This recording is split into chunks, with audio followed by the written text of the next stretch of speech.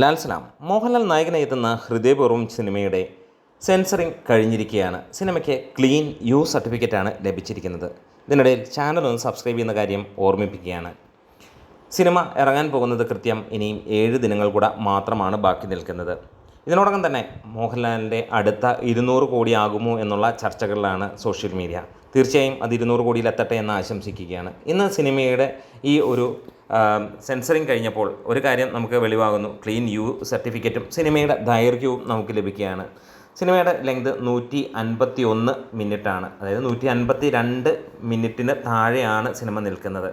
എന്താണേലും 2.5 മണിക്കൂറിന് മുകളിലുള്ള അല്ലെങ്കിൽ 2.5 മണിക്കൂറോളമുള്ള ഈ ഒരു സിനിമ ആളുകളെ ഇഷ്ടപ്പെടുത്തും എന്നുള്ളതാണ്. സിനിമയുടെ പ്ലോട്ടും ഇതിനോടകം തന്നെ പറയുന്നുണ്ട്. സിനിമയുടെ പ്ലോട്ട് ഒരു മനോഹരമായ പ്ലോട്ട് തന്നെയാണ്. വ്യത്യസ്തത പുലർത്തുന്നു എന്നുള്ളത് തന്നെയാണ്. മോഹൻലാലും സത്യൻ അന്തിക്കാടും ഒരുമിക്കുമ്പോൾ ഒരു വ്യത്യസ്തത പുലർത്തുന്ന ഒരു സിനിമ എന്നുള്ളത് തന്നെയാണ് നമുക്ക് പറയാനുള്ളത്.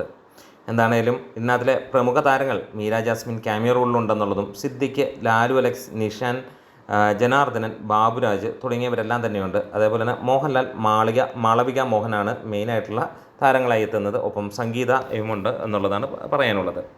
എന്തായാലും സന്ദീപ് എന്ന ഒരു മിഡിൽ ഏജ്ഡായിട്ടുള്ള ഒരു 45 വയസ്സുള്ള ഒരു ബാച്ചിലർ അദ്ദേഹത്തിൻ്റെ ഹൃദയം മാറ്റിവെച്ചതാണ്. അങ്ങനെ അദ്ദേഹം പൂനെയിലേക്ക് പോവുകയാണ്. അത് എന്തിനാണ് പോകുന്നത് എന്ന് പറഞ്ഞു കഴിഞ്ഞാൽ വേറെ ഒന്നിനുമല്ല, അദ്ദേഹത്തിന് ഹൃദയം നൽകിയ ആളുടെ മകളുടെ എൻഗേജ്മെൻറ്റാണ്. പിന്നീട് അവിടെ നടക്കുന്ന കുറച്ച് പ്രശ്നങ്ങളുമൊക്കെ ആയിട്ട് അദ്ദേഹത്തിന് അവിടെ ആ ഒരു വീട്ടിൽ തങ്ങേണ്ടി വരുന്നു. അതാണ് സിനിമയുടെ ഇതിവൃത്തം.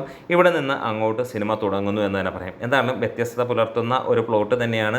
നമ്മൾ ഏറെ പ്രതീക്ഷയോടെ തന്നെയാണ് കാത്തിരിക്കുന്നത്. സിനിമ ഒരു മികച്ച ഒരു ഫാമിലി എൻ്റർടൈനറായിട്ട് തിളങ്ങും എന്നുള്ളത് തന്നെയാണ് പ്രതീക്ഷിക്കുന്നത്. എന്താണേലും മോഹൻലാലിൻ്റെ മറ്റൊരു സാധാരണക്കാരനായ അല്ലെങ്കിൽ സാധാരണക്കാരനായിട്ടുള്ള ഒരു സിനിമ കൂടി വരുമ്പോൾ അത് മലയാളി ജനത നെഞ്ചോട് ചേർക്കുമെന്നുള്ളതിന് യാതൊരു സംശയവുമില്ല. കാരണം വി ഗ്യാരണ്ടി എന്ന് തന്നെയാണ്. മോഹൻലാലിൻ്റെ നല്ല സിനിമകൾക്ക് എപ്പോഴും പ്രേക്ഷകരുണ്ട്. അത് നല്ലതാണെങ്കിൽ അത് 100 കോടി 200 കോടിക്ക് മുകളിലേക്ക് പോകുമെന്നുള്ളതിനും യാതൊരു സംശയവുമില്ല. അപ്പോൾ നമ്മുടെ വീഡിയോസ് ഇഷ്ടമായെങ്കിൽ ഒന്ന് സപ്പോർട്ട് ചെയ്ത് തരണം. ലാൽ സലാം.